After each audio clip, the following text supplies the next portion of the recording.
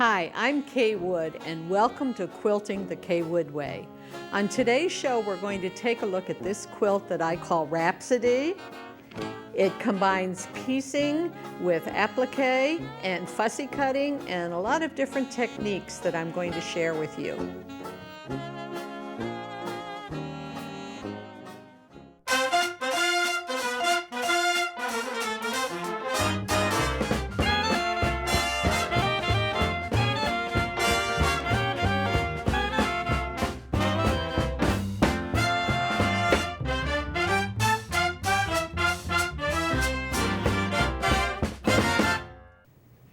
Welcome back to Quilting the Kaye Wood Way. What does that mean exactly?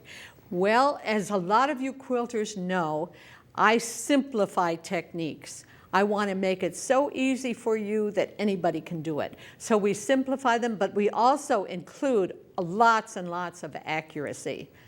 So how about those fabrics in the fabric store now? Does your car stop at every fabric shop like mine does? Boy, gets to be a pain sometimes if you don't want to go and the car goes anyway. Well, I've been looking at some of the new colors and the new fabrics, and right here I have in front of me a piece that just jumped out at me. And I said, wow, that is really bright, but it's not traditional quilting fabric, is it? It's not what your grandmother probably would have chosen. But I decided that that's what I wanted to do, is to work with this fabric. And I had some fussy cutting ideas in mind. And when I go to the fabric store, I take some of my tools with me. And I wanted to audition the fabric. Some of you know what that means. Try it out in different sizes, different shapes to see if you like it. So since I want to fussy cut, which means placing the fabric design exactly where we want it in the block, I took a look at the squares, and you know what? Even on point, it did nothing for me. This pattern does not say I want to be a square. How about a heart? Can we fussy cut a heart? Well, maybe, but it still wasn't right. But look what happens when we go to the circles. All of a sudden, I realized that the flowers in here were arranged almost in a circle. And so it just sort of begged to say, I want to be a circle. So I said, okay, come home with me. We'll make you into a circle. So how are we going to do the fussy cutting? We have our shapes. We have our fabric. How do we put them together? Well, I'm going to use what I call easy under. It's a very lightweight interfacing that adds no bulk, and we'll use it to turn under the edges of our circles for applique. And so I'm going to take the very largest of the view and do circles and draw around the outside and the inside. And that gives me a piece that looks like this. Then what I'm going to do is place that onto my fabric, move it around until I get exactly the look that I want. And now let's take a look at a close-up of the blocks in the quilt so you'll see where these circles will go. Right here in the corners, I've used 8-inch circles on a diagonal half-square background.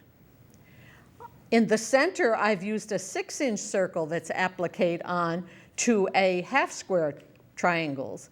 And right here, I have a smaller circle of 4-inch, and that's on our diagonal quarter squares. Then in the very outside of the border, on each border, I have a tiny little 2-inch circle appliqued onto a square, and that's part of the border. So we see how we get our 8-inch. Why do we have these lines I've drawn? First of all, we want to sew around the outside line. And even though I've used a marker on this one so you can see it, I usually use a ballpoint pen. Now, I know a lot of people say, oh, you can't put a ballpoint pen in your quilt. Well, you know you can. If it's not going to show, and if it's permanent ink. Some people say, oh, I want the washable one. Well, you know what? The washable ones just wash out partly. They don't wash out all the way. I would rather have a very fine, permanent pen marking my pieces. So the outside is our sewing line. The inside's our cutting line. So we sew around the outside, trim our seam, the fabric and the easy under, until we have what we call a donut. We want as little of this easy under on here as possible, just enough to turn under the edges and not add bulk. So we get it to this point and then we turn it, and let's take a look at how nice a curved piece we get here. And that's our 8-inch circle ready to be put onto our block. Let's take a look at our other circles. We do the same thing with a 6-inch. We have our next size circle. We draw inside and outside, sew, cut, turn, and we do the same with all of our circles. And then we're ready to put them onto a background block. We're going to start with the most complex block, and there's a reason for that. I'll share that with you in a minute. But what we're going to do is work up to this kind of a block. And so we're going to take 2 triangles, here we go, a dark and a light, and cut them in half diagonally. Here we go. And sew them. So we have 2 triangles that look like this. Then what we want to do is to cut them one more time down the very center. Now you can either mark them. An easier way to find the exact center is to press them, crease them, and then cut. And then when you take the 2 pieces like this, they would be cut. We'll put them back together again, and this is what's called a quarter square. There are quarter triangles made into a square. So this is part of our background. Now let's take a look at the block we're working on right here. You can see it has stripes. Well, when I saw that stripe, I thought, oh, that's got to be in my quilt. I just love what stripes do to quilts. And so I cut a strip that was 5 inches wide, and I took a look at it, and I said, you know, this would be more effective even if we fussy cut this, which means we're going to take a stripe, a particular stripe. In this case, I chose this green stripe. I thought that was the one that sort of jumped out at me. And I'm going to take a ruler that has a diagonal line, and I put that on the green right here and line it up. Make sure the point's right at the strip, and we'll cut that triangle. Now when you fussy cut, you're going to waste a little bit of fabric. Like that would be a waste, because when you turn this upside down now, you have to find that green stripe again. So you don't have a lot of waste depending on the stripe, but you do have some, but it is worth it. Okay, let's see how we're going to do that now. First of all, we'll take these striped triangles, and we want to center them on a side of the block. So we can fold this, we can crease it, or we can put a pin right in the center, right where it's folded. How do you like my coordinating pin cushion? Doesn't everybody have pin cushions that coordinate with their quilts? Just so happened. But I did want to show you on this pin cushion, it's magnetic. And a lot of you have magnetic pin cushions, and they're great. But do your pins just sort of line up and make a teepee and the sharp points are out? Well, this takes care of a lot of that. It has a polarization, so all the pins line up the way they should, and it's easy to grab them because of this indentation. Okay, so we've got our pieces. We've got this centered. Let me put a pin on this side too. There we go. Well, flatten that one out there. Now what we want to do is line this up, and our green, our center green, should line up with a pin, but it should also line up with the green stripe exactly across from it. Can you see right here? You can see the back of the fabric, the wrong side. Those pieces line up. So I'm going to just pin those to them. And these triangles will be larger than the block, and there's a reason for that. I'll show that to you later. So here I have this already sewn. You can see how much larger these pieces are. Now we're going to take this And again, line it up with the center and line it up with the green stripe across from it. Pin it and sew it and press it, and we have our piece like this. Now this has been trimmed, so this piece will look a little bit larger. And that's the way it's supposed to be, and don't trim it right now. There's a time and a place for everything, and there's a time and a place to trim this. Let's go to the sewing machine now, and I'll show you how we're going to applique the circles to our background. We want to applique the circle to the block that we just finished, and we need to center it. Well, you can either measure a lot and do a lot of finagling, or you can take your circle and press it in half again, and give yourself sharp creases. What does that help us do? Well, the creases line up with the seam lines. And we'll just put pins in through the crease and through the seam line.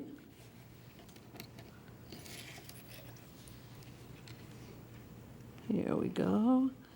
And you'll notice I have the pins with the flowers out, and that makes it much easier to do this, to sew. Anytime you're sewing, they're easier to take out because we don't want to sew over the pins.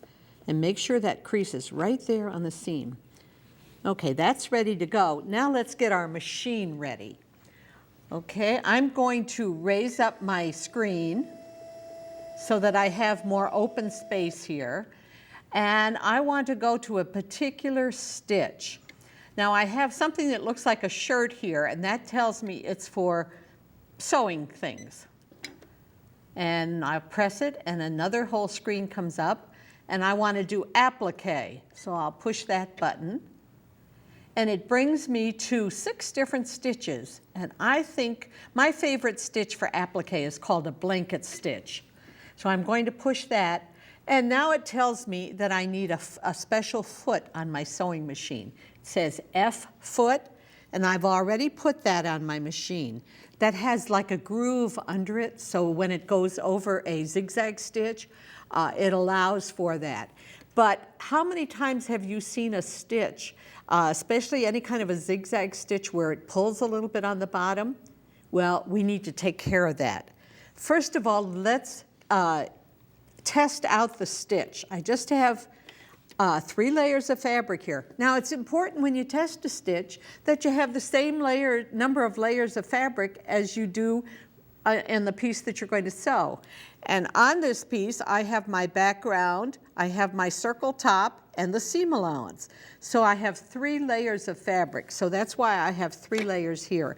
And I'm just going to sew a few stitches. I want my machine to stop with the needle down, so I've pushed that button. And that's pretty much the stitch that I want to use.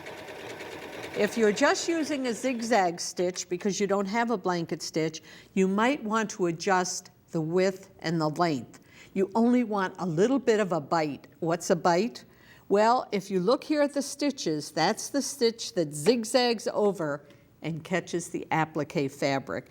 And that's the only stitch that's going to be on the applique. The rest of the stitches we want on the background. Okay, we have our stitch. I'm just going to cut my threads.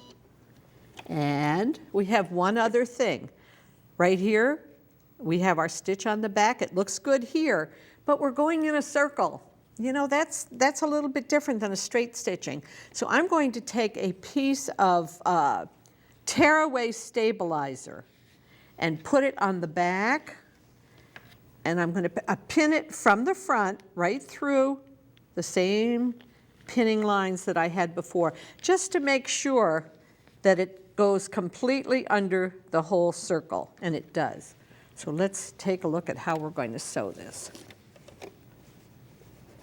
I'm using black thread because my background of my circle is black.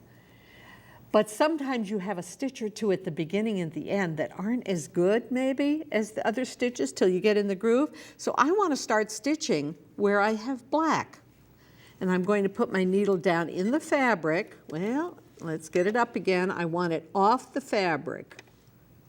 There we go. And if your machine has a stitch regulator, a speed regulator, you might want to cut it down a little bit. Usually my machine goes at full speed, but here I want to control it more. So I'm going to stitch on the background and come over and take a bite. And depending on the size of the circle, there may be times when you need to adjust so that you're taking a bite straight in. I'm there right now. So I've stopped with my needle down on the outside of the circle. I'm going to lift the presser foot and just give it a little bit of a turn. So I keep that bite at right angles. And we don't want to sew over pins, so as close as we get to them, that's, take it out right before you stitch on it. And that should give you a perfect circle. Because of the stabilizer on the back, it'll keep it in a perfect circular shape, and you won't have your fabric distorting. Let's take this one out, adjust it a little bit. Like I said, when you need to adjust it, the needle needs to be on the background. Just do it a little bit, and we're almost done with this circle.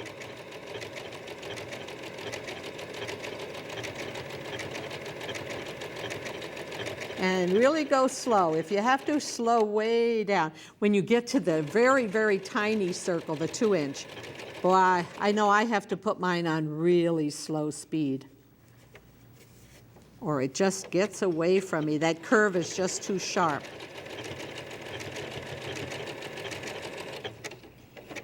I'll make one more adjustment here, and we're just about done with this circle.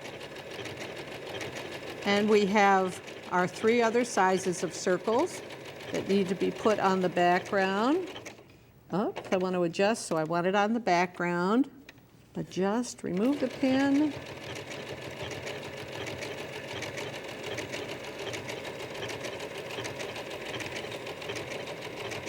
And then if you have a scissors built into your machine, you can just push the button and they'll cut it. And you can see what a perfect circle you have. And then the tearaway, it's called that for a reason. It just tears right away and it won't pull your stitches out. Okay, so that's our most complicated block. Let's take a look at the other 2 blocks. For this one, I have our quarter squares again, but they're larger.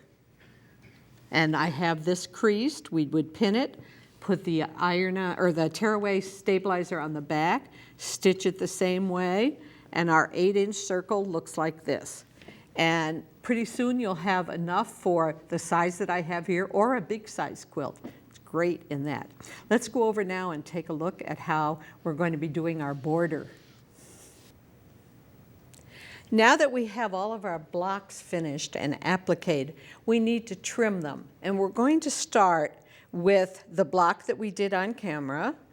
And the way that I trim it up is to go back to my 12.5-inch ruler. I'm going to line up that green stripe that was fussy cut straight across here with a diagonal line.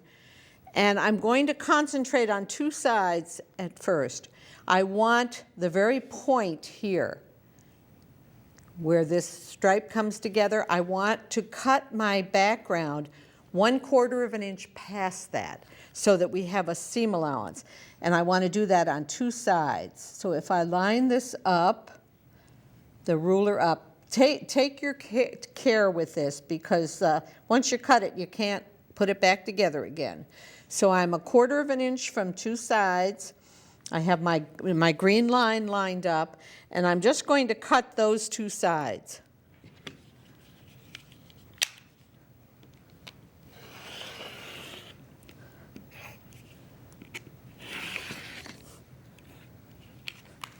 Okay, so we have 2 sides cut.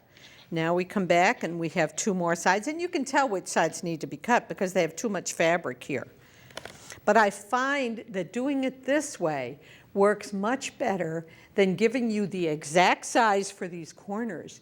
Because how many of you have taken a class and everybody does the same project and you all use 1/4 inch seams, and everybody's project is a little different size? Okay, if I were to give you a template for these corners, That would only work if everything you did in the whole project was exactly the way that I did it. And I don't think that ever works. So I like to make it a little bit bigger and be able to trim it. And again, I'm lining up the diagonal line with that green line. I'm coming 1/4 of an inch beyond on the 2 sides.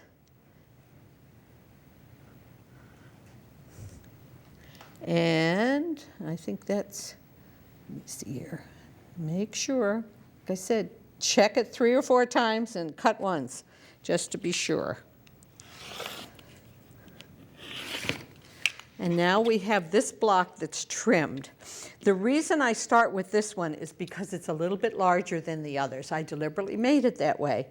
And because on the others, let's take a look at the other 2. We have lots of room to trim it to that size. But when we trim it, we have to center it. We're back to centering again. Now you can use the crease lines that we had to center it, but what I like to do is fold it and line up the edges of the circle and the corners. And the block should come out to 11.5. Measure this one of yours to see. 11.5, half of that is, what have we got, 5 3/4. So if we come across here and cut it at 5 3/4, that will give us the size that we want. Again, measure carefully. Measure 2 or 3 times. Here I'm only cutting off just a sliver, and that's okay. And then to go this way, you would be at the 11.5, if that's what yours came to. And we do the same thing here. So all our blocks are the same size. And now it's time to put them together. And let's take a look here at how I've done that. This is actually a 9 patch. Anybody in quilting knows a 9 patch, 9 different blocks. In each corner, I have my 8-inch. I have the 1 6-inch block in the center. And then the block with the stripes, I have 4 of them, and the stripes make an interesting background behind all of the circles, and it ties the whole thing in. Then it's time for a border. Now, you need to be a little bit careful with